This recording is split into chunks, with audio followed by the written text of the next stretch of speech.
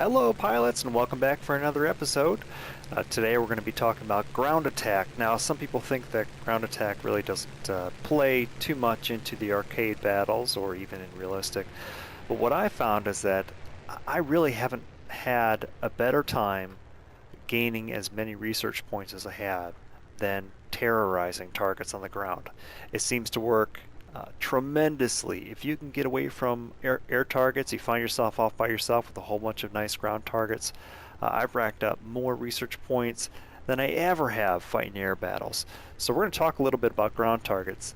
The first thing that I kind of want to show you guys is something that people don't really realize is that you can hit targets. If you have a fully upgraded plane that doesn't have that much spread on your guns, you're in good shape. When you go head to head with someone, zoom in, aim a little bit higher than they're playing. It takes a little getting used to, but you can get them from a long way out, from a kilometer out, sometimes 2 kilometers out. Go for a pilot knockout. But what I really like doing is using the same thing for ground targets. Now we're going to come up on a cluster of ground targets here that I'm going to be attacking from a long way out. What I'm going to do is I'm going to shoot at the searchlight, for example. Aim pretty high up here when we're about a kilometer away. And before my bullets even hit the target, I'm going to start shooting at the next one. And before the bullets hit that one, I'm going to shoot the next one. So I'll just demo that here a second.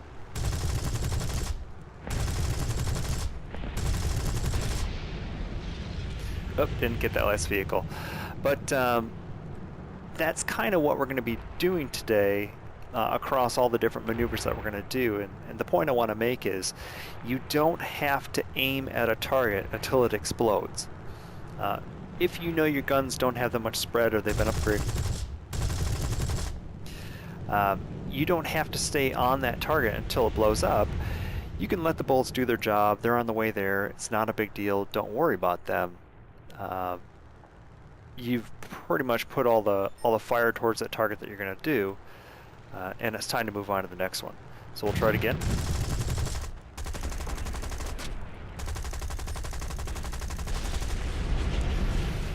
So that time looks like that center target. Yeah, the AAA, I didn't quite get him, but you get the general idea. Now once you get used to this, especially on those maps where you've got a cluster of landing ships coming in, you can pick them off pretty easily.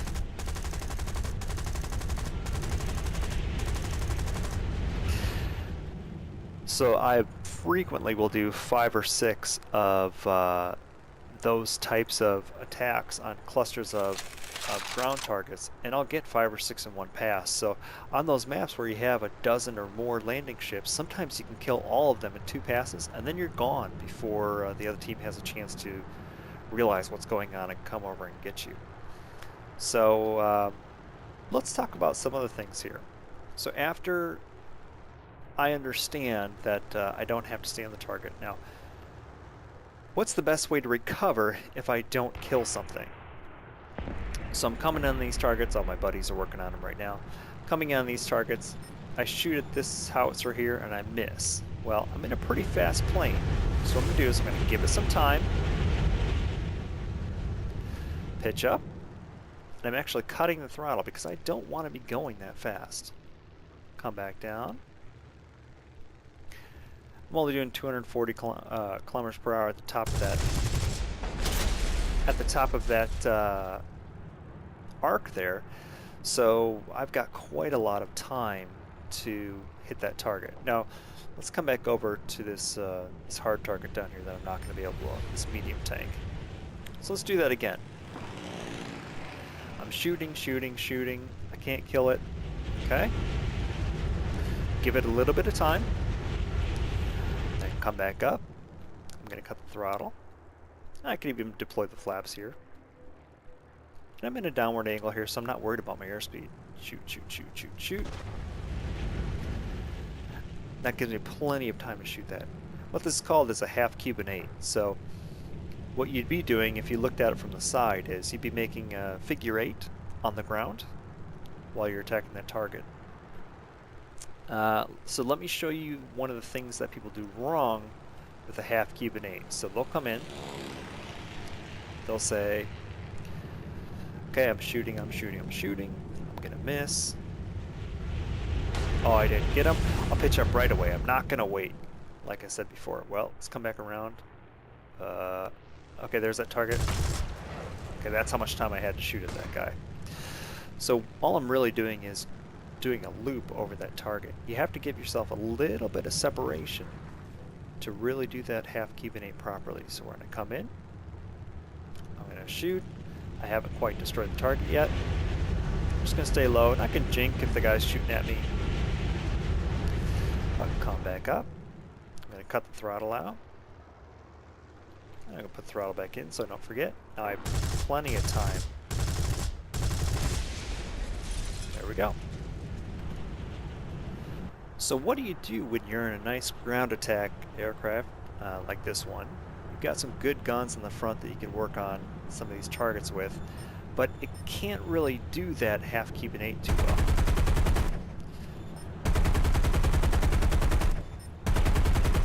That's something I forgot to mention before too, is that every plane has its own aiming you gotta get used to. So I'll give it some distance. I'll try to do my half Cuban 8. And you kind of start to see what the problem here is. Uh-oh. I'm really not in control right now too much. Need to get back up some airspeed. And it kind of works okay. I spent a lot more time upside down and not in control there than I really would have preferred.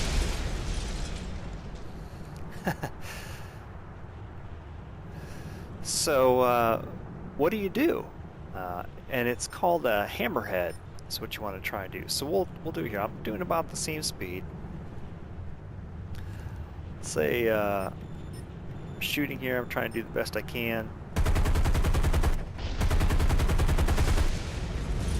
I want to come back for that vehicle. Well, I'm just going to pitch up till about vertical. Give it a second. I'm going to kick that left rudder. This is a little bit of an extreme example, but you can see. Come back down. And now I've got plenty of time to come back in. So you don't have to do the full loop in one of those hammerheads. Now, some of the places I find the hammerhead better than a half Cuban 8 are when you're in a big plane like the B-25 or another ground attack bomber, when you don't have that much speed, where you know that if you go inverted through a full half Cuban 8, you're going to be in trouble and stall out. And that's not a good place to be in when there's other air targets around as well. The other time is when you're playing in some of those canyon maps and you really don't want to give away your position. You can fly down through the canyon, and when you're shooting some of these ground targets, when you want to turn around, just pitch up, do that hammerhead, come right back down in the canyon. And sometimes, if you're lucky, if your plane has a big enough rudder, if you're not going that fast, you'll never appear above the canyon walls, so you can kind of have your own little session down there in one of the canyons, and the only hint that you're there to the enemy is the disappearing ground targets. They can't really ever see you because you're hiding down there. Alright, so the last thing I want to show you is when you've got a lot of vehicles coming down a road, and I see this a lot, is people come in, they'll get lined up nice, which is good, and there'll be a long string of vehicles, and they'll just go right down the vehicle line. And what ends up happening is, well, besides hitting the propeller on the ground, what ends up happening is that you put a couple shots into each vehicle, but you don't really kill many of them. And what ends up happening is that whoever's behind you ends up taking all the kills on those. And there is a better way to take care of a line of vehicles like that. So what you really want to do is plan ahead. And what I mean by that is slow down. First of all, we're just going to do this with a biplane, but you can certainly do this with any plane. Get going nice and slow.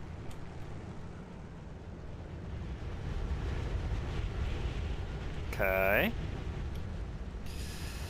I'm going to put the throttle back up to 100 so I don't stall out, because I still need a little bit of maneuverability. but I want a porpoise, and I'm going to shoot. And then maybe I'll skip the next car. Maybe skip the next car. That gives me plenty of time to put a lot of shots into the target. So now I'm at the end of the string. I'll give myself some distance. I'll do the same half Cuban 8 that we talked about before. Get my throttle back up. And now I'm going to come back on all the even cars if I had shot the odd ones before.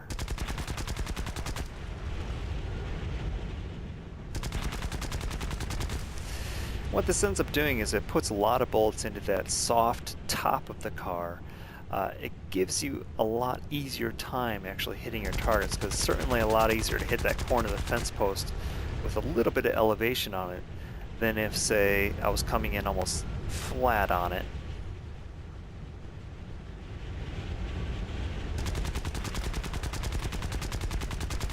It's a lot harder to get my shots into that vehicle, especially when I'm hitting the better armored sides of it. And this has been pretty successful for me, is that if you can find yourself where there's no enemies around and you've got a string of these armored cars, there's no better way to rack up an easy couple thousand research points when you take out 14, 17 ground targets like this. So I'll back up around.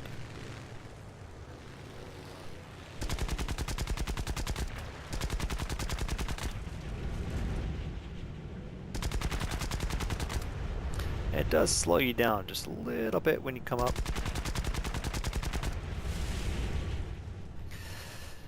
And now the biplane is an extreme example, because I do want to show you kind of the big motions here that you can do with the biplane. But even doing these to a small degree in a Spitfire or anything else like that, it does make a huge difference. You drop a little bit of speed, come back down,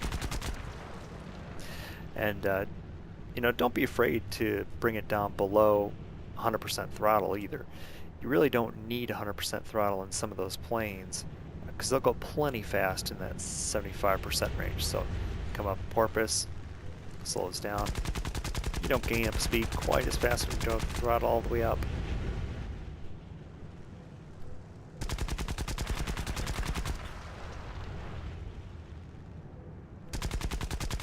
And if you're in a machine with not that big of elevators either, you can always shoot.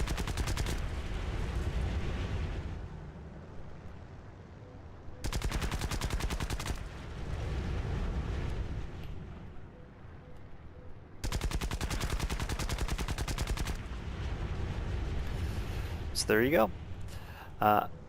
Ground attack, there's really not much to it. I see it neglected quite a bit in arcade especially, but I tell you, I think at least half my research points that I have in the game are from shooting ground targets in arcade mode. So if you like this series, please leave a like, please subscribe. That's how I know you like what I'm doing and that I should continue doing it. If there's anything you'd like to see in this series, anything you're struggling with, please let me know. I could use your ideas. I'll keep doing my own research and picking out things I think will be helpful to you, but I'm just doing this for you guys, so let me know. Thank you.